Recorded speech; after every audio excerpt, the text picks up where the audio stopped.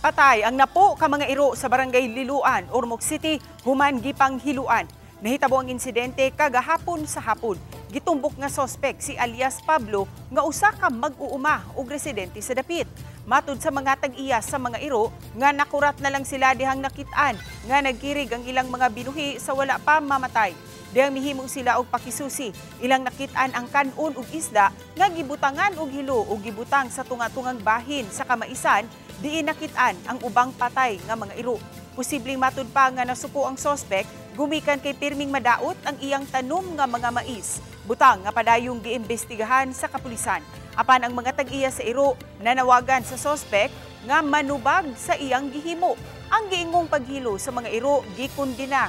Sa Ormoc, Stray Oasis ug miduso-usab sila og reklamo batok sa maong mag-uuma. Nagplano usab ang mga tag-iya nga mopasaka og kaso nga kalapasan sa Republic Act 8485 kun Animal Welfare Act of 1998 batok sa sospek. Gipaningkamutan pa sa GMA Regional TV nga makuha ang habig sa sospek. Kuan sa ngayon kay katong ngayon pa mo itong mga problema do kay anong iyang hiluan mo. Nakakita jud ako pa nga nagdahan dai na siya og dahon niya na siya. Wa siya nag-expect nga hilo da ito. Ipamutang dito sa tunga sa iyang maisan. Pagkaugma na morning 5 AM nang nabulangtang na sila tanan kay ang usa ka iro nagdagan pa dong nga sa balay nagkirig-kirig naman.